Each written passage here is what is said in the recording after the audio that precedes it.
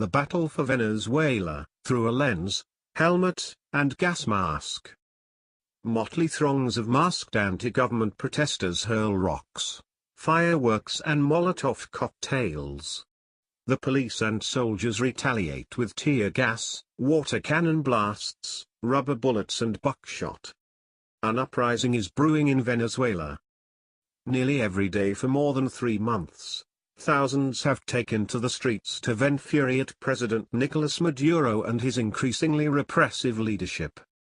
These confrontations often turn into lopsided and sometimes lethal street brawls. More than 90 people have been killed and more than 3,000 arrested.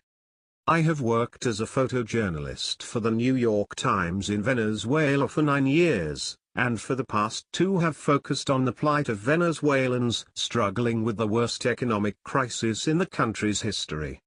I have witnessed their growing anger as food and medicine disappear and Mr. Maduro's authoritarianism intensifies. His government has delayed elections while jailing protesters and political opponents. Now he has called for a new constituent assembly to be elected at the end of the month, empowered to rewrite the constitution, which many Venezuelans have called a blatant power grab and threat to their democracy. Mr. Maduro has called the protests a violent attempt to overthrow his government. Demonstrators say they are invoking their right to rebellion against tyranny, guaranteed by the constitution he wants to revise. I often start my day now hopping onto a motorcycle taxi and heading to the front lines where the tear gas is wafting and the projectiles are flying. I've come to know some of the regular protesters, like Tyler, 22, a former government supporter who has become adept at dodging rubber bullets and buckshot behind a homemade shield painted blue, yellow and red to match the Venezuelan flag knotted around his neck. His eyes peek from the black t-shirt wrapped around his face to hide his identity.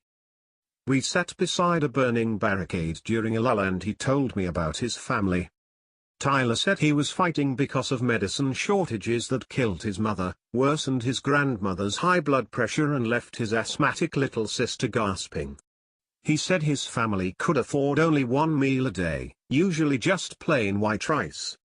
We are living with a hunger that we have never had before, he said. Things are already really ugly here, and we won't take it anymore.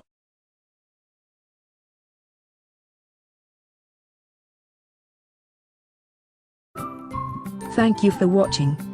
Please subscribe to us on YouTube. If you like, donate to us, visit home on the page PayPal.